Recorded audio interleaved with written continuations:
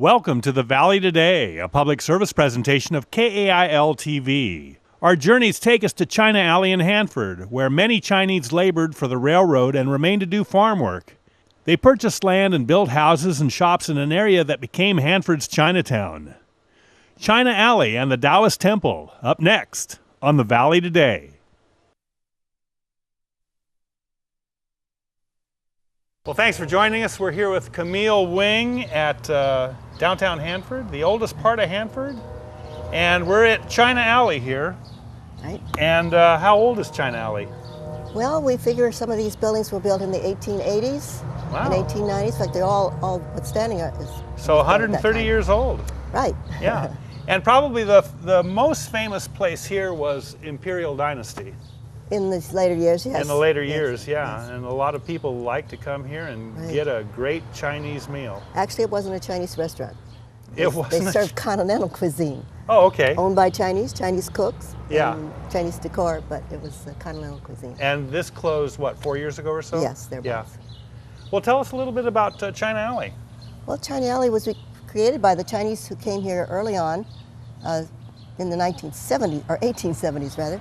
That was when the city of Hanford was created by the Southern Pacific Railroad. Yeah. So in 1877.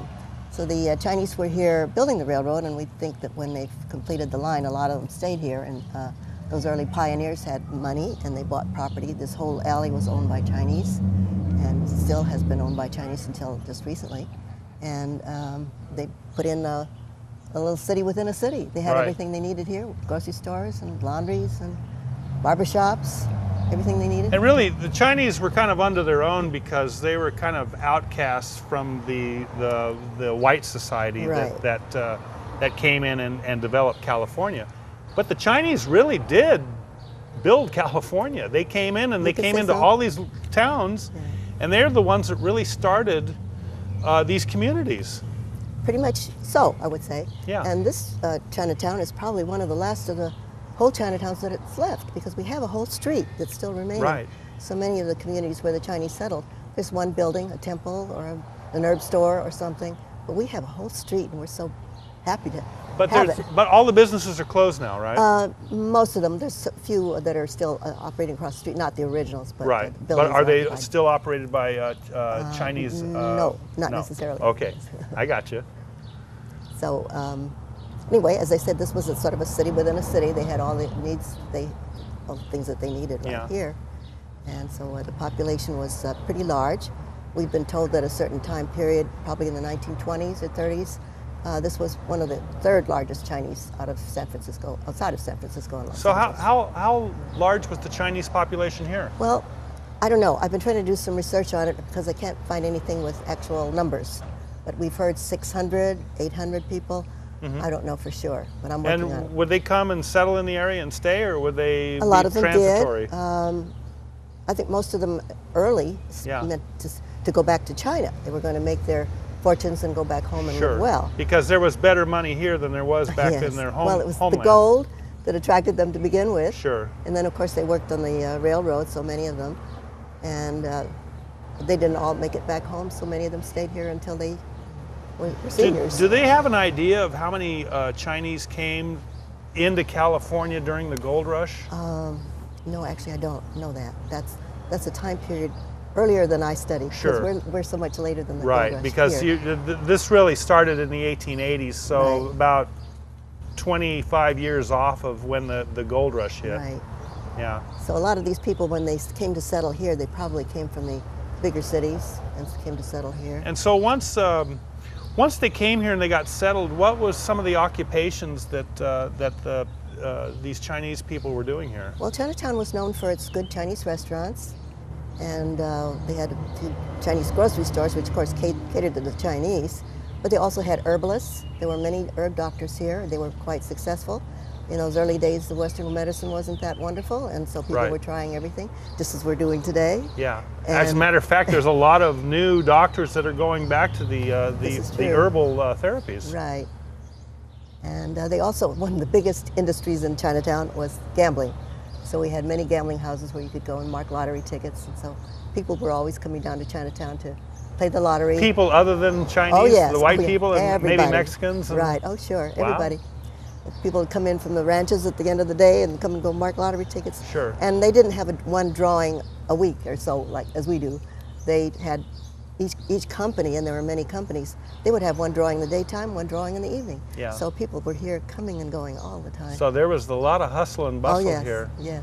Now, were you born and raised here, Camille? No, I was born, I'm Californian, but my father was a rancher here, but I was... And how long have you been here in Hanford? Oh, probably now 70 years, I guess. Okay, so, and the reason I'm asking that question is because you remember this in its heyday then. You remember sort of, when, yes. as a kid in the 1940s. Oh, younger than that. During the Depression, I remember. Really? What was it like? Hustle bustle. Yeah? People know well, everybody was poor. You didn't know you were poor because everybody was. Because everybody was poor, so everybody's on the same playing field. And that's why they were all trying to make their fortunes in the lottery, I guess. Yeah. Well, people are trying to do that now. Yes. That's not working out. It's not working out too well for me. Well, do you remember? I can imagine that you've had such an interesting life because you were born during the Depression and you went to an internment camp. Oh no, that was the Japanese. Oh, that's Japanese. I'm sorry. Get your. That's right. Get my history right. That's right. We're talking about the Chinese now, not the Japanese. Right. Although we were quite close to the Japanese, they had their shops over on 7th Street, which is our main street right through the walkway here. There were many Japanese stores. Yeah. And the Japanese and Chinese kind of lived close together in the other streets, a few streets over. So they were closely knit group. They had their culture, and Chinese had their culture. But they were neighbors and got along fine. And then when they had to go to camp, so many of them, a lot of them asked the Chinese to kind of help watch their farms and their houses and things like that. And that had to be a terrible time. It must have been here. At that time, I wasn't living in Hanford, but I was living in a Japanese neighborhood. But, I remember they were packing up, and I didn't know what was going on. I was just a kid. So when did the China Alley and this whole part of town, when did it start to go downhill? Okay, my theory is... and why? After World War II, or maybe during World War II, a lot of the young men had to go to service, and girls, I guess some of them did go to the big cities to work in the defense plants and things like that. And the younger population sort of decreased when the fellows came back from the service. They either went away to college, the girls got married, or they went away to college too. So the younger population was decreasing. Right. And then the seniors were dying off. There's the early pioneers were passing away. So the population was decreasing that way. And my other theory is that when they came in and shut down all the lottery tickets, our economy went in the cellar, because that was such a mainstay in the community. Yeah, that really was a driving part of the local Chinese economy. Pretty much. Interesting. Although the herb stores did well, there were always 2 or 3 herbalists that were here, and the Chinese restaurants, because they were known for the good food, and this was something to do. This was Hanford's place to go for dinner, recreation, whatever. From all the smaller communities and people out on the farms, they would come into town. Right. I grew up on a farm, so I remember as a child, I couldn't wait to get into town. I don't know why that was so important, but I just remember it vividly, and I think to this day, let's go to town. Right. Well, now you have a preservation society that is keeping all this together, trying to keep this preserved and keep these buildings intact and keeping this history alive. Correct. The Taoist Temple Preservation Society is the one that's responsible for the maintenance of the temple and museum, and then the building across the street, directly across the street, number 13 and 13 and a half, which number 13 was an old gambling house, and on the left side was the little shop that sold Chinese merchandise. But they are under our auspices, and then we recently acquired the brick building with the green shutters. That's the L.T. Sue Herb Store, one of the early herbalists, and we are responsible for restoring that building. So was the Dynasty, was this the last business to close? Probably the last big one. There's another restaurant down the street. Right. Was this whole alley all the way to the next street? Was this all China Alley? Yes, although farther down towards the other street was housing. Yeah. Small little Right. wooden houses before they put in the grocery store that's down there. And there's kind of some apartments up above where people could live? Some of and- them, yes. Some lived in the basements because every building had a basement. Yeah. And there was housing there, and also, in fact, even the Taoist Temple. And I did ask you about the tunnels, but there really is nothing concrete Nothing as that we far know as of. that you know of. I wish there's, we did. There's a lot of conjecture, but Yes. nothing as far as Nothing solid that we evidence that found. there was any tunnels here. No. Lots of people say that they remember seeing them. Yeah. I don't know whether they actually saw tunnels or they were just in somebody's basement. Well, we're out of time on this segment, but for people that are interested in coming here and seeing China Alley, where are we at exactly in Hanford? We're on east side of town. We're 1/2 block north of East 7th Street, which is 7th Street is the main drag through And this town. is Lacey, isn't it? No, this is 7th. 7th, okay. Lacey's out that way. When you Okay. go out past 10th Avenue, then it becomes Lacey. Then it becomes Lacey, Right. okay. But we're just a 1/2 block north, as you can see. We're just Yeah. a short block. And then we're between Green Street and White Street. And how often is your gift shop open? We're open the first Saturday of every month.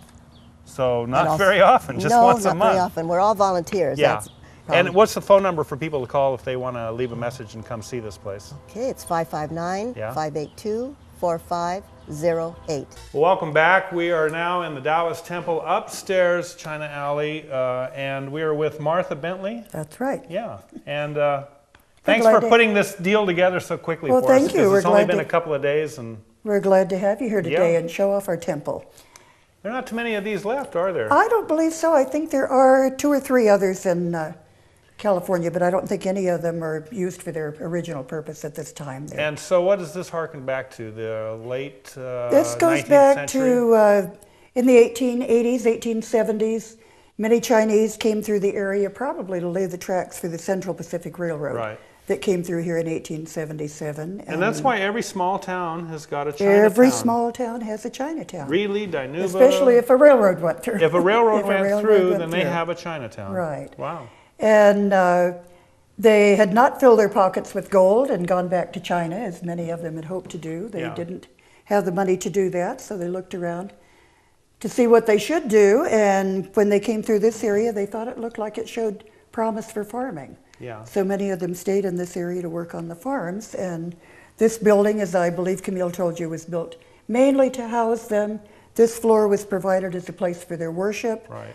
Also probably a living room. They could sit on the chairs here and talk about job opportunities in the area. Yeah. Or This is really the cultural hub of the Chinese this was the 100 years cultural ago. hub of the Chinese Yeah. 100 years ago. This year, as well as being a living room, it was also a place for their worship. Yeah. They wouldn't come in all at the same time like us do on a Sunday morning. They would come whenever they felt the need, and by using such things as the fortune-telling blocks or the sticks of fate, they could Would find they throw these out and they would This is interpret? something like, do you ever read your horoscope in the daily paper? Yeah, I try not to. This is but- something like reading your horoscope. You would shake the container Yeah. until a stick fell out, and we'll say that this one did, although I cheated. Look Yeah. at the characters on the end, which would refer you to the number of a fortune that would be here in a book kept by. We don't have that book. But if we did, we could turn to the fortune with this number Was it and all find good out. fortunes or were there bad fortunes also? I don't know. I imagine there was good and bad, like your horoscope. Sure. Some are favorable and some are not so favorable.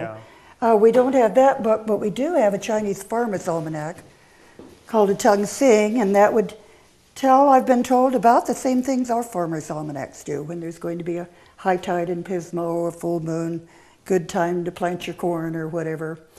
Also, can we go over to this Yeah, little let's altar? go over here. Let's come right over here. This little altar was a place to honor their ancestors. They would come to the altar of the door god, light some candles and incense to attract the attention of the gods because they want to make sure they're listening. Then they would kowtow, the word we get from the Chinese, or bow 3 times to show their respect, and start to look through the papers here to decide on what offerings to send their ancestors. There are pieces representing clothing and food and money, anything they think Would they're... those be burnt? These would be burned. They would touch them to a lighted candle, catch your stack of papers on fire, walk across the room to the far corner, So over here. and there's an opening that they would put their burning papers in through the opening. The papers would burn. The pipe you see going up in the corner would take the clothing and the food and the money and And the it other would take things. take the fumes to heaven. Take the fumes to heaven, right. As we passed by these glass cases, I want you to take note of the carved burlwood figures in those cases. Those represent the 8 Immortals of Taoism. They're carved burlwood, very hard wood. Never been able to imagine how they could get that much detail Well, they in spent such a a lot of hard time wood. on it. They didn't must they? have spent a lot of time on Yeah. it. And among them, you see man, woman, wealth, poverty, young, old, just about any condition you can think of. So anyone coming into the room could relate to at least one of the immortals. What did the 8 immortals represent? They represented, was that what your personality was most like, was one of the immortals? I think, well, you would relate to one of them and probably. Okay. So you'd have a favorite that would be your You would have a idol. favorite that would be your idol. Also, many of them were adopted as the patron saints of certain vocations. There's one with the flower basket, so that's the patron saint of florists. There's one that's the patron saint of musicians, barbers, and so forth. Okay. So that would make them more relatable to the people. Yeah. So they had a practicality to them. They had practicality to Yeah. them. The walls in the building are brick, but what you're looking at is not the brick wall. You're looking at a painting of a brick wall on a brick wall. After they built the building, Yeah. they covered the walls with a thin coat of red plaster and then Yeah. took a brush and painted in the grout lines. Why would they do that? I have wondered why they did that. The wooden signs are mostly messages congratulating the Hanford Chinese on being able to build this wonderful temple. The red one, up high, Yes. reading from right to left as they would, reads frequent and abundant rains. And as I said earlier, they stayed in the area hoping to farm. So that was a very good wish for them in the days before the irrigation canals. Yeah. They would need frequent and abundant rains. Over our heads, we see the lighting history of the building. It was first lighted by candlelight. There are candle lanterns over our heads here, one at each corner of the table also. These aren't ceremonial, but they're also No, they were for practical lighting the room. Yeah. Also, there was a skylight, which we've had blocked off for Yeah. weather and to keep the bad guys out. But the candles in the skylight were the first lighting. After a few years, they hung a kerosene lamp over the center of the table. And a few more years, they hung a gas light on each side of the table. And then finally, electricity. And when the temple was restored, we put in more electricity because old wiring causes a lot of fires and we didn't want to burn the building down. When was this temple restored? Oh, it's in the early 60s, I believe, wasn't it, Camille? Wow. 1980. 1980. Oh, okay. I was way off on that then. I didn't come into it till 89, so I don't know Sure. too much of the history before then. Looking toward the other end of the room, we see the long red banner at the top with the sparkly mirrors in it. They believe that there were spirits drifting around in the air and that the spirits would see those and get curious about them, go drifting up there, see their own image in the mirror and be frightened away and not disturb anyone that was worshiping here in the room. On each end of the table, we see embroidered pictures telling a fable about a tree of life that grows out in the woods. And the story says that if you eat the fungus that grows at the base of that tree, you'll live forever. So the picture on the left has a deer down in the bottom left corner. And if you're out in the woods and see the deer, follow him because he can tell you where that fungus grows and lead you to it. The frames, as you notice, are heavily decorated with mother of pearl, as are the chairs of good luck and immortality that we see here over at the side of the room. What do these chairs represent? I'm not sure what they represent, but they were used in their day by people. As I said, they could come up here and talk about news from home or job opportunities in the area. They could visit. These were places for people to socialize. They also. were, it was, as well as being a place for worship, it also Yeah. served as sort of a living room for them. They also have marble seats and backs, so they're quite beautiful. The frames of the pictures that I talked about are also decorated with mother of pearl. And next to them, you see Come on over here, Martha. two flower arrangements. Yes. The altar flowers are the only thing in the room that are quite new. They're probably 12 to 15 years old now, but not 100 years old as the other things in the room.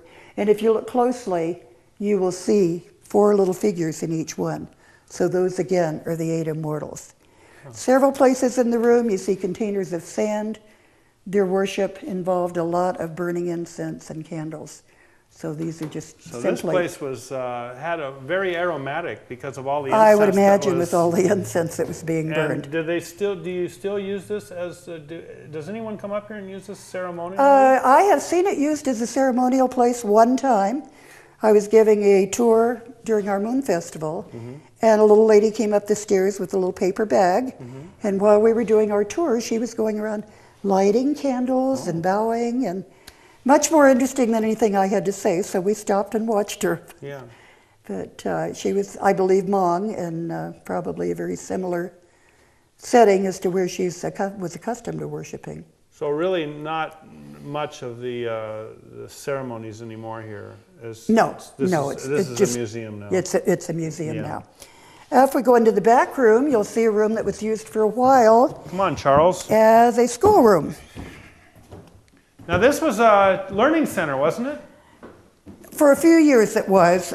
We believe probably in the early days it might have been a dining room, a place for the meetings. We don't really know all the purposes for the room. I talked about the painted walls. If you look in the bottom right corner down there, here, you see a portion. This is the original brick. That's the original brick, yes.